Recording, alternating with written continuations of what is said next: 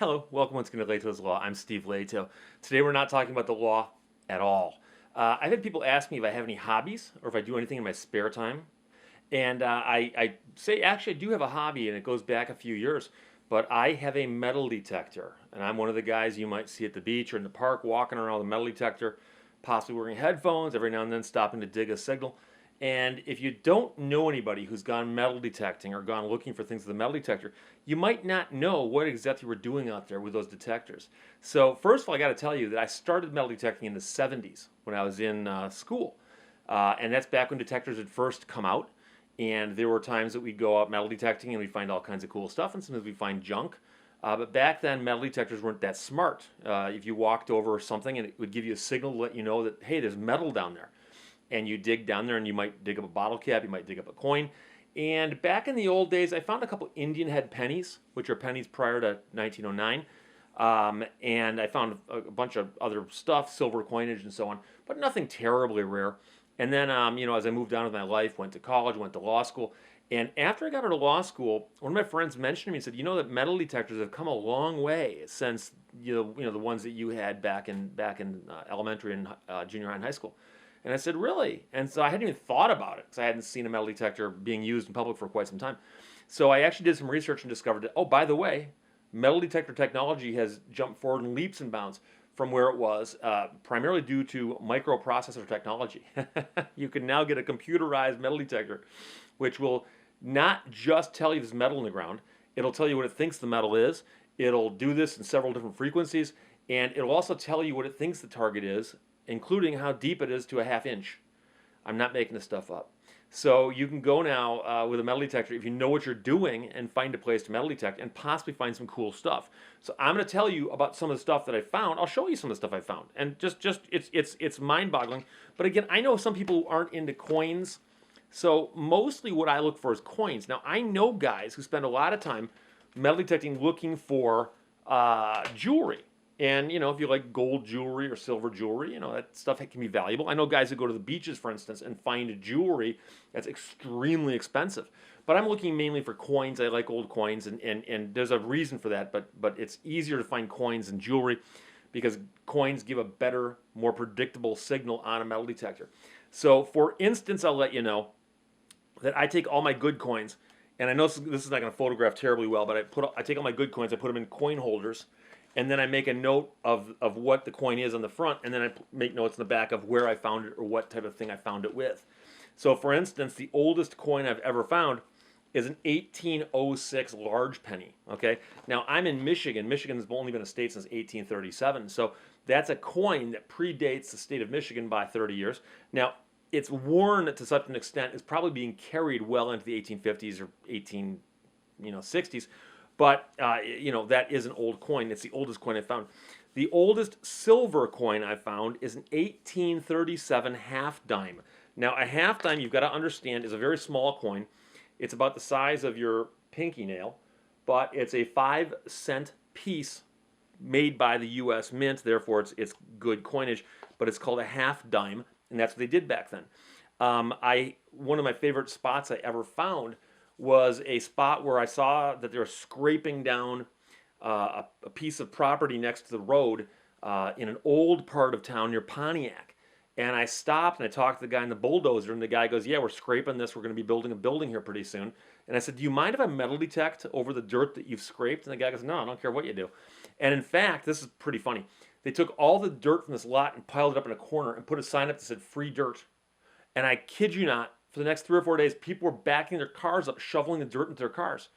And it never occurred to me that if you told people the dirt was free, they would take it for you. What do you do with free dirt? I digress.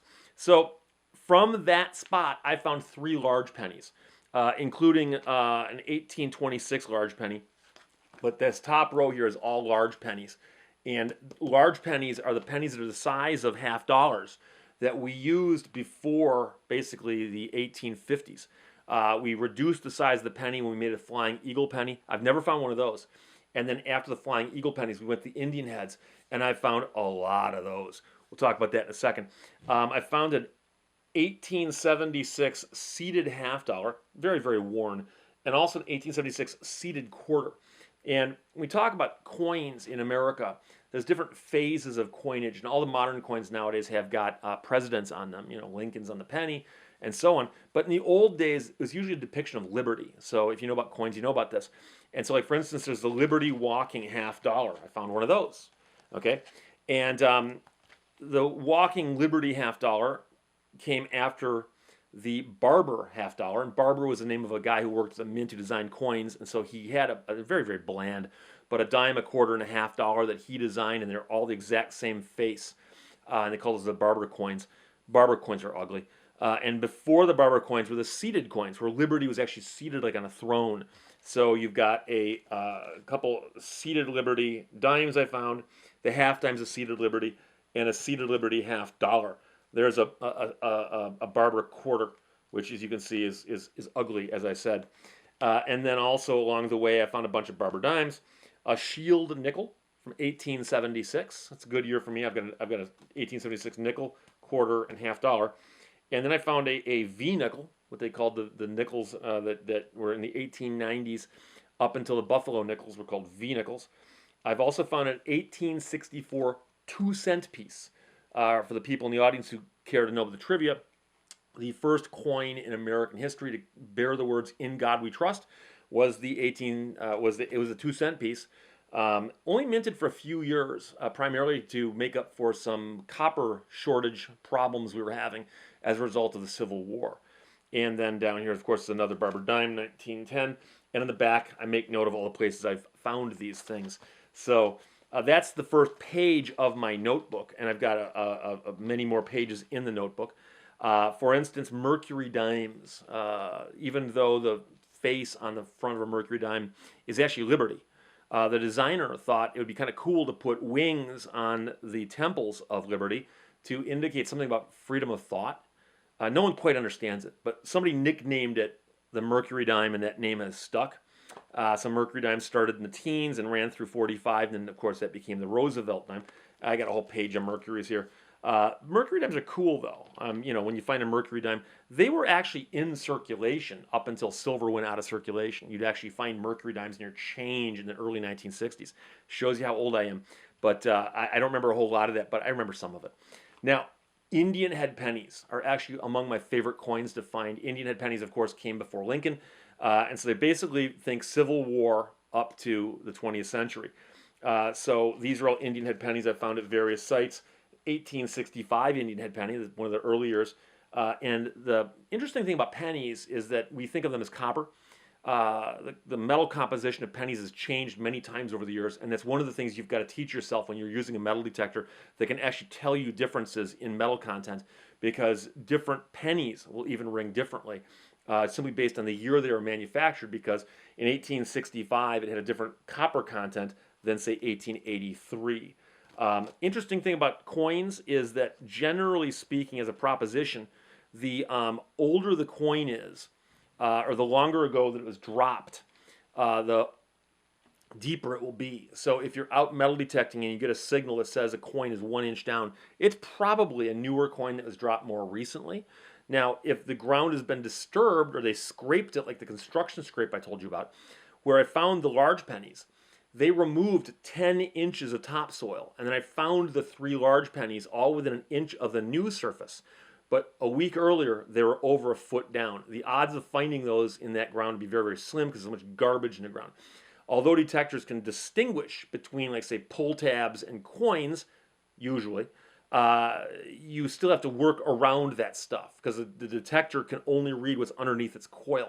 So if the ground is really junky and you've got coins and pull tabs and bottle caps, you'll get these weird situations where you're picking up several signals simultaneously. And even that will confuse a very, very good detector. Here's another page of Indians. I love my Indian head pennies. I actually have a whole ton of those that are in rough shape that I didn't even bother putting in the book simply because they're too rough to put in that kind of condition. Standing Liberty quarters, the ones that came after the Barbers but before the Washington.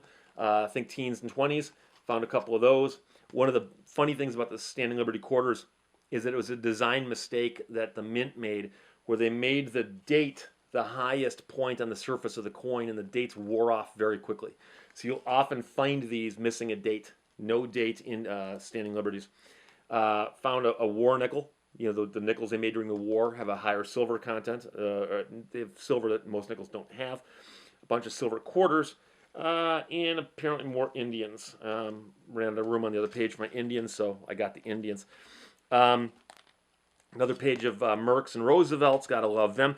Every now and then you'll find something really weird though, and that's actually kind of cool. You know, imagine you go fishing and you're looking for trout, and one day you catch some bizarre fish, right? And there's a lot of correlation between people who go fishing and people who go metal detecting. But I found an Austrian 2 Pfennig coin. Apparently, it's worth 2 Pfennigs in Austria. At least it was back in 1954. 1927 Canadian penny. A couple of UK coins, British coins. I have no idea what they're doing over here, but I found them here. I found a Canadian 1886 dime, a Canadian half penny, and that's an interesting thing because America actually used half pennies for a while also. I found a U.S. half penny. It was very, very worn, but you can't get a date off of it. It kind of bummed me out, but you know, you find what you find. But the Canadian half penny is from 1857. And then I also found a Canadian large penny. They often call them tokens from 1850, and so on. And then there's some other oddball stuff in here. Again, stuff you find that you're just like, I don't even know what that is. I found a Canadian toonie, the $2 coin from Canada, and the center part's a different metal than the outer part. And so, believe it or not, you run that underneath the coil of a detector, and the detector will actually give you the signal like it's getting two different signals at the same time. I dug it because I was bored, and it turns out it was a coin. That happens also. An Ike dollar, and then I've also found a couple Sacagawea dollars. And based on the readings those gave my detector, I'm here to tell you that the Sacagawea dollar is basically garbage content because it rings like garbage.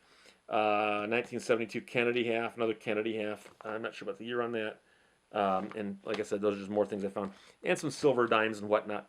Now, I have to tell you, I find other things besides coins. And I have found jewelry. I found silver rings because they ring like coins. And I found some other valuable stuff too, mainly jewelry and whatnot. But, like, for instance, I found this, and that's a little bell. And I found that at the sign of an old farmhouse. I was driving down the road one day, and a construction crew had just leveled a farmhouse. And I stopped and asked, you know, do you mind if I detect here? And they go, go right ahead. And half the time they say go right ahead because they want to see what you'll find. And the only thing I found that was neat there was the little bell, which it's too small for a cow. Maybe a dog or a goat or something. But the inner part that makes the noise is still in there, but it's corroded, so it doesn't probably ring as well as it used to. And then again, this is the kind of crazy stuff you find when you're out metal detecting.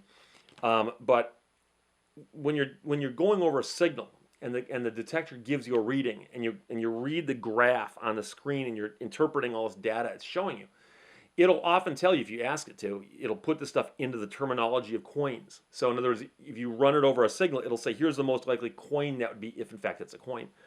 So one day I was detecting at another site, and I got a signal that said it's either a half dollar or a dollar, a silver dollar or a silver half dollar, which is an exciting thing to dig.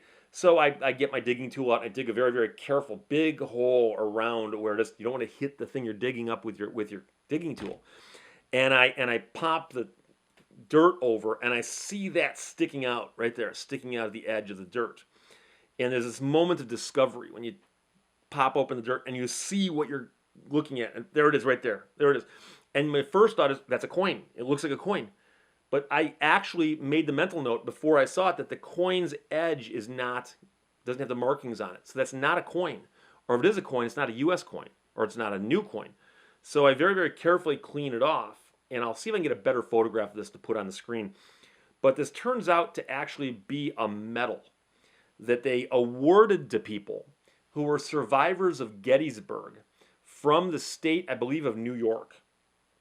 And so what happened is the Battle of Gettysburg was, I think, 1863? Yeah. And in 1893, 60 years later, they erected a monument, which is depicted on the coin. And they erected a monument, and they invited all of the survivors from the New York militia who survived Gettysburg, who fought there, to come back to the dedication of the monument.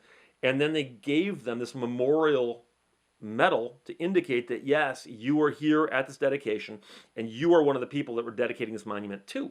And so there used to be a ribbon that this hung from, And so the ribbon is long gone, but the little clasp at the top for the ribbon is still there. And it's a fascinating thing. And this is the kind of thing about metal detecting. You never know what you're going to dig up. But you also, like, ask yourself, how did this wind up in the backyard of a house in a little small town in northern Oakland County, Michigan? And, there's a very good chance that either a relative or perhaps the man himself who got this moved to Michigan, but how it wound up in the backyard underground, I don't know. It makes you wonder if a kid was running around playing with it and it fell off somebody's neck, fell off the neck and got lost in the mud. I don't know. This is one of those things you never know. And, it's only after I dug it up and cleaned it that I realized, oh my gosh, this is actually a very significant thing I found here. I have since gone on to eBay and found these for sale with the ribbon. And it's worth, in mint collector conditions, worth a couple $100. And that's the one thing I have to tell you. And a lot of people who see me metal detecting come up and they say, have you found anything yet? Some days you find nothing. It's like fishing. Some days you catch nothing. On the other hand, sometimes I'll reach my pocket and pull out what I found, show it to people, and people are like, and they'll say like, you found a mercury dime. They'll go, oh, what's that worth? You can go to a coin shop and buy a mercury dime for $1, $1.50, okay? And you go, wait, you spent 3 hours out here in the hot sun and all you found was a mercury dime? On the one hand, yes, that's one way of looking at it. But you also understand that if a fisherman wanted to, he could go to the grocery store and buy a fish, okay? And take that fish back to his house and cook it and eat it and be watching TV long before his buddy's back from fishing. But guess who had more fun? And that's the thing. I'm not doing this for the money. That's one of the reasons I haven't gotten rid of any of my coins. I have every single cool coin I've ever found in my detector. Now, I used to save it all. I literally saved all the pennies, all the dimes, all the quarters. I saved it all. And it started getting cumbersome. And I had a big metal tin that I started throwing all my change into. And then I started separating it out.